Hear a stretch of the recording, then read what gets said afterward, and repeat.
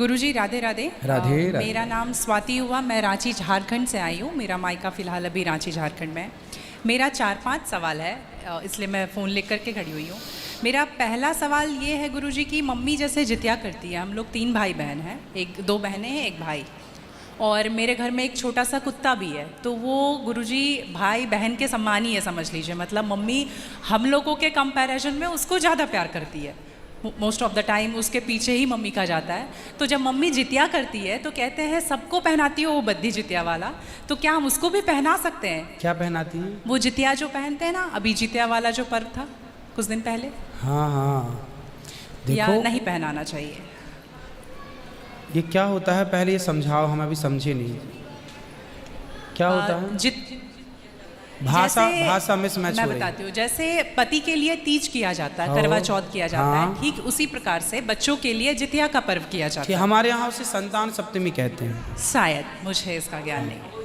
हाँ, हमारे यहाँ उसको संतान सप्तमी बोलते हैं। ठीक जी, ठीक है, ठीक है। देखो, बच्चों के साथ बच्चों का व्यवहार करो। जीव मात्र से प्रेम करना बुरा नहीं है। सबसे प्रेम करो, सबको रोटी दो, सबको प्यार करो, सबको दुलार करो। प्यार दुलार करने में कोई बुराई नहीं, पर हर चीज़ की मर्यादाएं हैं। आप जितना प्यार अपने पति से करती हैं, आप उतना प्यार, उस तरह का प्यार पर पुरुष से करेंगे तो ये मर्यादा के खिलाफ है। जी। मतलब प्यार अब कहें कि नहीं जी, जैसा हम अपने पति से करते हैं वैसे तुमसे भी करेंगे, वो अमर्यादित हो जाएगा। उसी तरह हम गाय से जो व्यवहार कर सकते हैं वो कुत्ते से नहीं कर सकते। तो हर चीज़ की एक मर्यादा है। कुत्ते को देहली के बाहर रखा जाता है, घर के अंदर नहीं। बट वो तो हमेशा घर में ही रहता है। वो आपकी अज्ञानतावश है। कुत्ता जहाँ जहाँ अपने पाँव रख देता है, कुत्ता जहाँ जहाँ होता है वो अशुद्ध हो जाती है जगह। कुत्ता के स्पर्श से अशुद्धि आती है। इसलिए कुत्ता को रोटी खिलाने का विधान तो है। कुत्ते को आवश्यकता है तो आप उसकी दवाई भी कराइए, है ना। अनायास उसे छूने का विधान नहीं है। तो फिर गुरुजी उसको घर से बाहर कर दें? बाहर क्या, कुत्ते घर के अंदर रहे कब? आज के ज़माने में फैशन का ज़माना, तो लग्जरी गाड़ियों में घूम रहे हैं कुत्ते। गाय है आपके घर में? नहीं गुरुजी, उसके लिए इसलिए नहीं पॉसिबल है क्योंकि आप फ्लैट में नहीं रख सकते हैं। आप खुद अगर रेंट पे रहते हैं तो समस्या तो यही है कि आज हम कुत्ते को रखने को पॉसिबल मानते हैं, पर गाय को रखना इम्पॉसिबल मानते हैं। गुरुजी, दिक्कत तो कुत्ते से भी है बहुत लोगों को। हाँ। लॉजिकली देखा जाए, अगर उसको हम बाहर लेकर के जाते हैं शौच के लिए तो उससे भी दिक्कत है, लेकिन कुत्ते में मैनेज हो जाता है क्योंकि हम बाहर लेके जाते हैं। एक्चुअली कुत्ते में आप लोग मैनेज करना सीख गए हैं। काश गाय के साथ भी मैनेज करना सीख गए होते तो गाय भी मैनेज हो जाती है अभ्यास से। अब कुत्ते के संग रहते रहते अभ्यास हो गया है। गाय भी ना, छोटी सी गाय आती है जो हिमालय तरफ की गाय है ना, वो बहुत छोटी सी होती है। वो गाय यदि आप घर में रखेंगे तो वो आपके बिस्तर में सो सकती है, वो आपके संग खा सकती है। मतलब इतनी छोटी सी होती है, 1 लीटर दूध देती है वो, और इतनी प्यारी गाय होती है, इतनी सुंदर होती है। मतलब पूरे भारत देश की सर्वश्रेष्ठ नस्ल है वो, सबसे सुंदर सर्वश्रेष्ठ गाय। वो गाय सिर्फ कम दूध देती है। मतलब अपनी गौशाला में जितने छोटे छोटे बछड़े हैं ना, छोटे छोटे, मतलब सामान्य गैया का जो बछड़ा 1 महीने में होता है ना, उतनी बड़ी तो वो पूरी गाय होती है। मतलब उसे आप गोद में लेके जा सकते हैं। वो बच्चे की माँ बन गई है, लेकिन उस गाय को आप अपनी गोद में ले सकते हैं, वो भी गाय होती है। तो कुत्ते वालों को उस गाय के साथ मैनेज कर लेना चाहिए। अच्छा, मतलब उस हाइट, मतलब उस गाय की हाइट की ग्रोथ नहीं है, वो गाय की हाइट, वो गाय बहुत छोटी सी होती है, इतनी सी होती है कि आप उसे गोद में ले सकते हैं। आप उसे गोद में लेके पूरे घर में घूम सकते हैं। मतलब इतनी छोटी गाय होती है वो। देखो, भगवान को पता था कलयुग में ऐसा होगा, इसलिए ऑप्शन दे रखा है। आप कुत्ते को गोद में लेके घूमते हैं, पर भगवान ने ऑप्शन दे रखा था, हम लोगों का ध्यान उस तरफ गया नहीं। सही बात। गुरुजी, मेरा दूसरा सवाल ये है कि ये सवाल बेसिकली मेरी बहन के घर वालों का है। चिकन नहीं खाना चाहिए क्योंकि उसमें जान होती है, कोई भी जानवर नहीं खाना चाहिए क्योंकि जान होती है। प्लांट में भी तो जान होती है ना गुरुजी? हाँ होती है। तो फिर हम उसको तोड़ते हैं तो उसको नहीं दर्द होता? ऐसा उनके घर वालों का सवाल है, मेरे माध्यम से। नहीं, आप ठीक कह रहे हैं। देखो,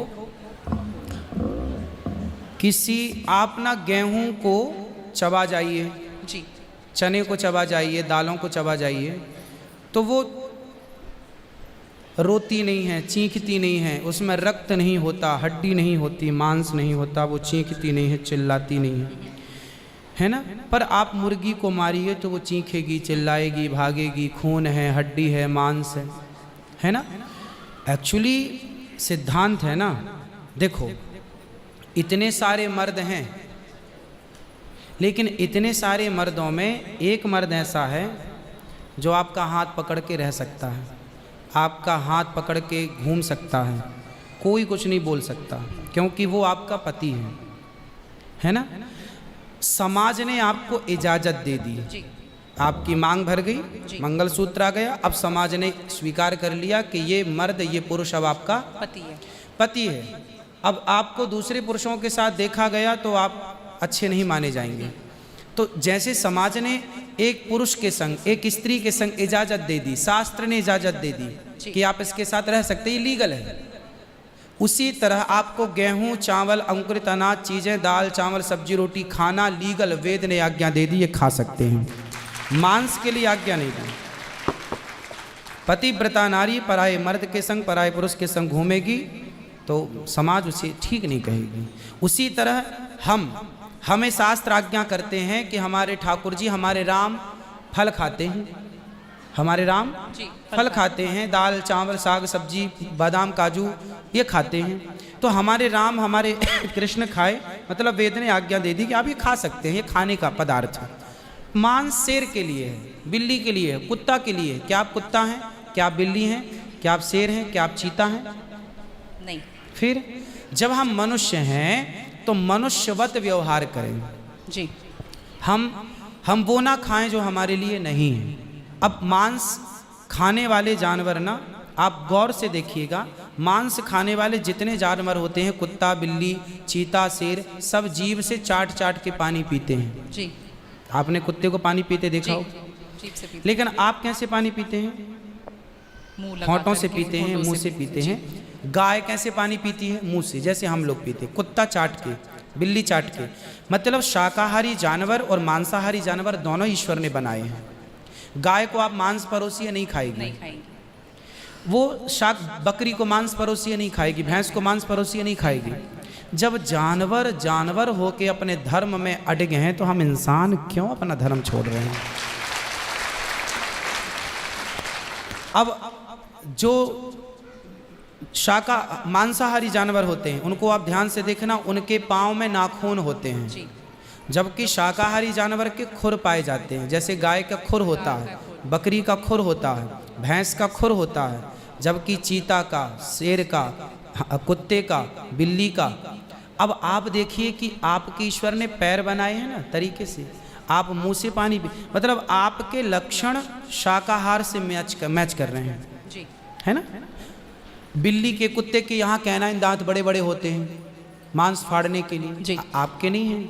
मतलब आप ईश्वर की तरफ से शाकाहार। और अब मैं नहीं कहता, आप मेडिकल साइंस का अध्ययन करके देखिएगा, साइंटिस्ट लोग अब सिद्ध, अभी मैं इंग्लैंड गया था, वहाँ मुझे बताया कि जो अंग्रेज लोग इनके बाप दादी जो मांस खाते चले आए हैं, अब कुछ अंग्रेज लोग इतने जागरूक हो गए हैं कि अब वो मांस नहीं खाते। वो कहते हैं कि अब इसको खाने से बीमारियां बढ़ रही हैं, लोग परेशान हो रहे हैं। पहले के लोग जंगल में कंदमूल फल खाते थे, ये अब खाने लग गए हैं, सुअर खा रहे हैं, कुत्ता खा रहे हैं।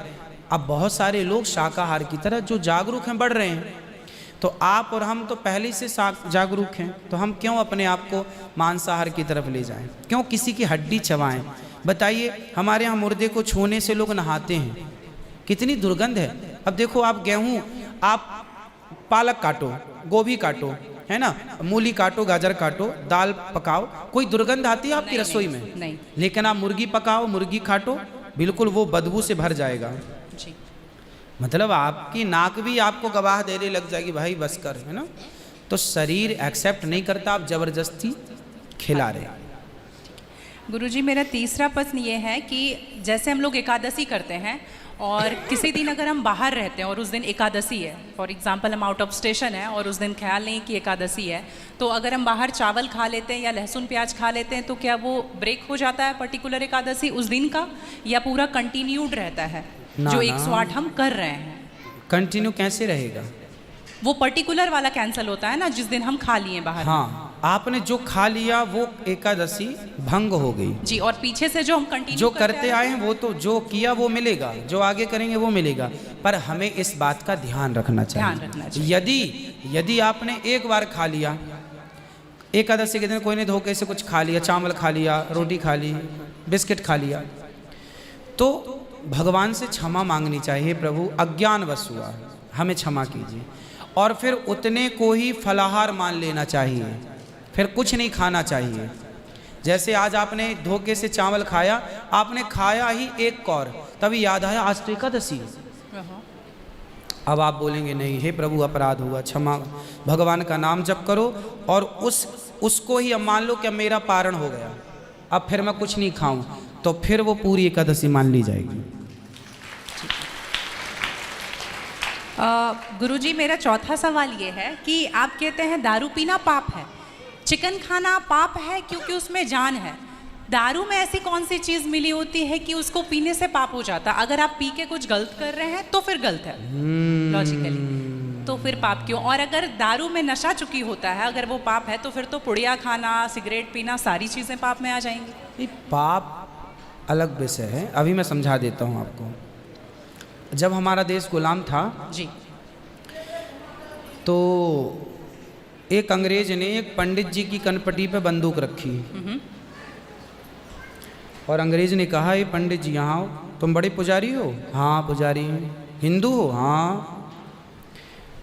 आज मैं तुम्हें गोली मारूंगा। पंडित जी बोले क्यों मारोगे?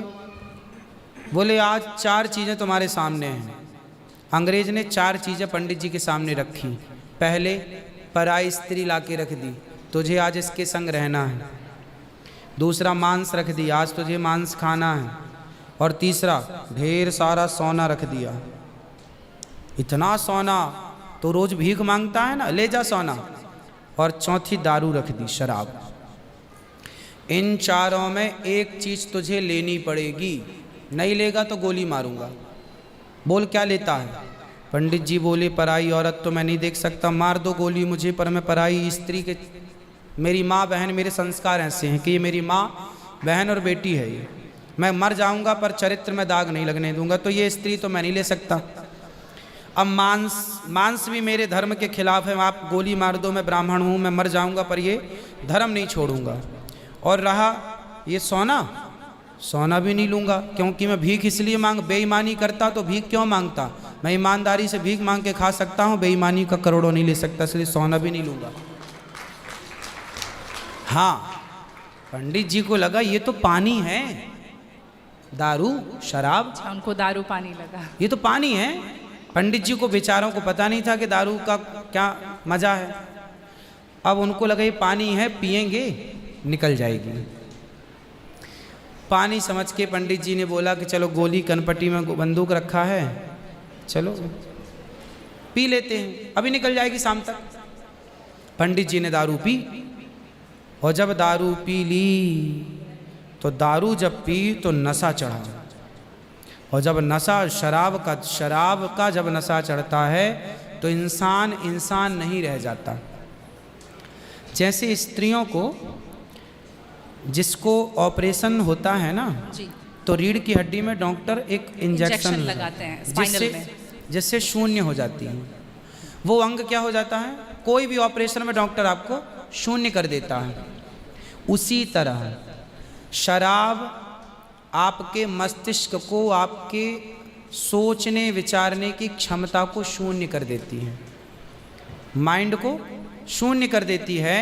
आप ये निर्णय नहीं ले पाते कि क्या सही है और क्या गलत है। अब पंडित जी जब नशे में झूमने लगे तो वो उस स्त्री को छेड़ने लग गए, ए यहाँ जा, नशे में। तो यही तो प्रश्न था मेरा गुरुजी कि वो नशे में ऐसा कर रहे हैं तो गलत है। अगर जो बोलते हैं हम जेंटलमैन पैक पीते हैं, हम 2 पैक पीते हैं या 3 पीते हैं। अच्छा ये बताओ, नशे में करने लगे तो गए, वो नशा आया कहाँ से? शराब जहाँ पीने से आया वही तो गलत है। नहीं, तो गुरुजी- सारे फसाद की जड़ तो वही है। गुरुजी जब ज्यादा पी ले रहे हैं तो ऐसा हो रहा है, जो कम पी रहे हैं और ये कह रहे हैं कि कम पीने से ऐसा नहीं होता, आप ज्यादा कुछ भी हमारे यहाँ करोगे तो 5 महापाप गिनाए हैं शास्त्रों ने। जी 5 महापाप, उनमें से एक शराब है। शराब है, हाँ। शराब को महापाप इसलिए कहा गया है, ये बुद्धि भ्रष्ट, शराब पीने वाली की बुद्धि सात्विक नहीं हो सकती। आप शराब पीजिए, आप शराब पीने वाला व्यक्ति आध्यात्मिक नहीं हो सकता। जो ईश्वर से कनेक्टिविटी है, जो हम आध्यात्म जगत की बात करते हैं, देखो आप शराब पीने के शराब लोग क्यों पीते हैं?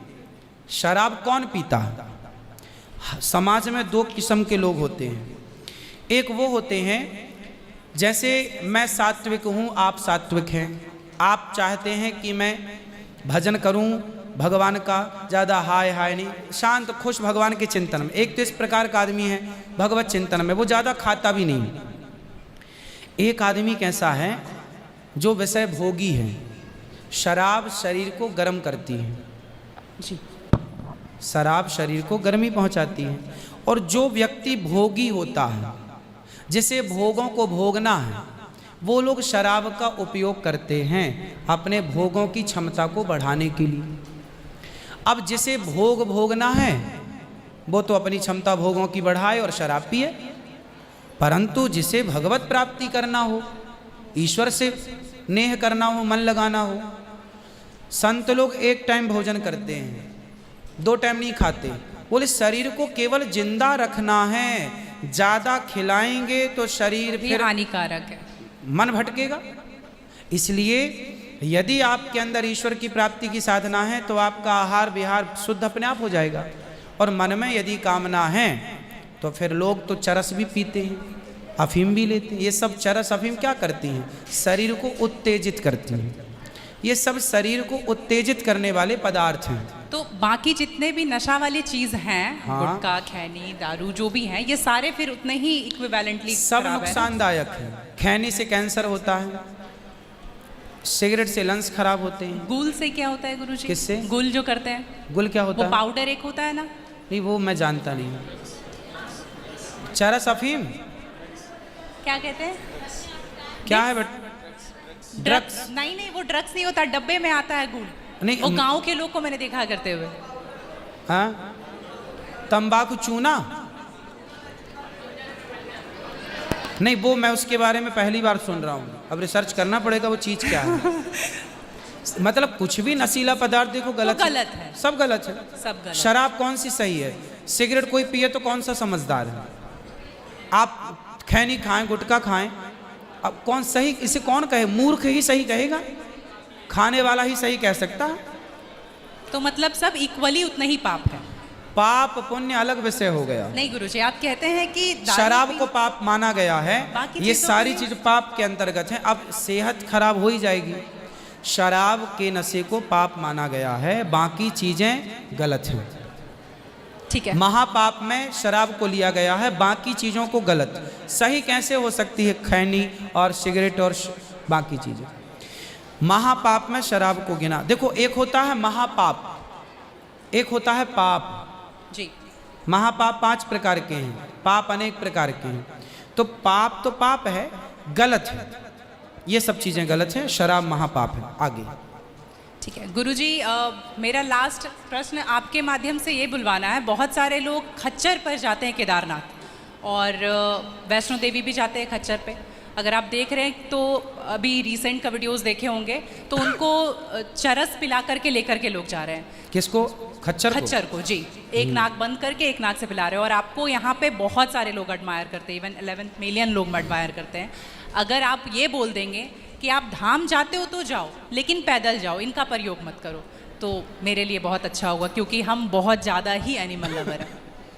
तो ये देख करके लगा था मुझे कि कभी आऊँगी यहाँ तो आपके माध्यम से। इसलिए पहले के लोग जब तीर्थ यात्रा पर वहाँ केदारनाथ बद्रीनाथ जाते थे तो इस उद्देश्य से जाते थे कि अब वापस नहीं आना। पहले के लोग जाते थे इस उद्देश्य से कि अब वापस नहीं आना, वहीं भगवत धाम में चले जाएंगे। आजकल इसलिए आज के ज़माने में तीर्थ इत्यादि जवानी में ही कर लो। माँ बाप को समय है, पाँव हाथ चल रहे हैं तो करा दो। भजन करो मस्त जवानी में, बुढ़ापा किसने देखा। तो समय से सब कर लो, बुढ़ापे में फिर तो खच्चर ही बचेगा। तो बुढ़ापा जो देखो बूढ़े लोग हैं जो नहीं चल पा रहे हैं पर आस्था है दर्शन की, तो वो अपने हिसाब से जाते हैं। नहीं तो गुरुजी हेलीकॉप्टर भी तो है ना। हाँ हेलीकॉप्टर का बजट सबका नहीं होता, हेलीकॉप्टर से सब नहीं जा सकते ना, उसकी टिकट ही महंगी है, 25-50 हज़ार रुपये लगता है, लाख रुपए भी लगता होगा, भगवान जाने, मुझे नहीं पता कितना लगता है।